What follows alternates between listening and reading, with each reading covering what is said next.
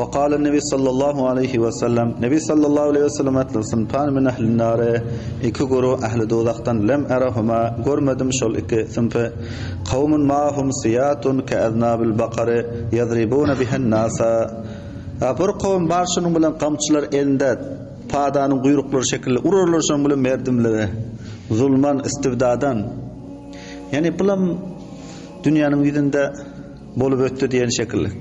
Yani zalim hakimler olur ellerinde qamçılar bilen merdimleri bidun mucib zulmü istibdat yüzünden ururlar dedi. Zalim hakimler olur ellerinde qamçı olur padanın quyruğu şekilde şon bilen merdimleri zulmü istibdat yüzünden ururlar.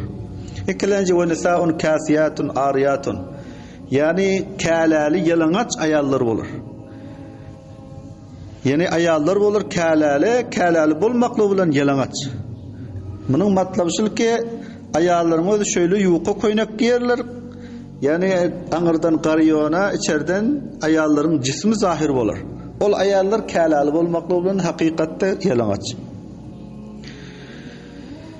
Mumilatun, mailatun merdimler özlerine milan ettiriyon. Mailat özleri merdimlere milan ettiriyon. Ruusuhunna ka'asnamatul buhtul mailati kellelere yani saçları buhtu dünyanın ürküş şekilde edip toppak edip tommak edip man yensesinde koyarlar deydi. Şu vakt ekserin ayalların tabakayı unatın edip koyuyon hıslatları dolap saçın dolap şey yensesinde koyuyorlar.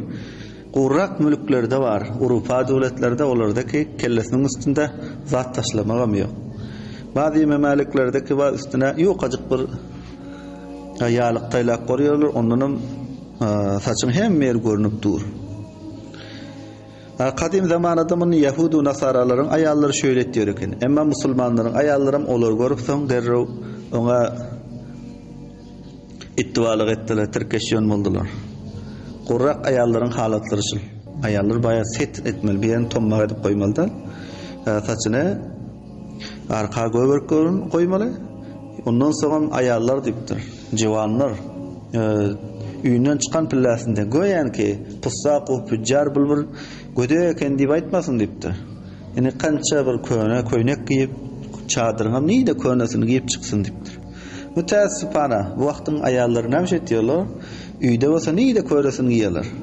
Neyde koynasını üyde giymeli. Ama bir yere bir oba hatta bir çiğle boğursağı gösterden masa yağşırağını giymeli. Qaramacaklara qaradı bir yana gidip neydi qururağını giymeli. Bir ahundada aydan ekene. Hava bir ayal doğanmız aytdı deyiptir bilen adamımı üstüme ayal alacak oluyor. Ahundada deyip sorattı. Men aytdım diyor sen uyunda olsa neydi porsek yörünü giyiyorsun. Meydana giden bilen olsa tədəsini giysen. Olamazsan meydanda şol tırqıp yörünler görüp alacak diyerde. Sen şol täze libasların uyunda giy alacak demel deyip şöyle deyip durdu. Ayallar her zadiki zinet ediyor, eri çiğn etmeli. Uyundan çıkan pillasında bir ayal iki zinet ediyor, atır istimal ediyor, zaniye diye hadiste geliyor.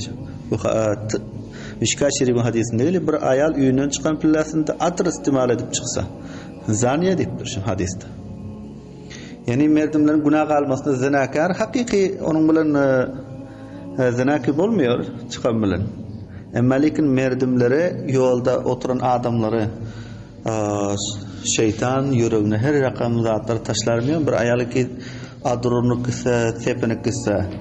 Levelamının iyiseken, üyleken, büyleken pussak yüreğinde keseli var adamlar, nifak keseli var, zina keseli var yüreğindeki adamlar son hile, üyle gururunlar etmesine bahis olur.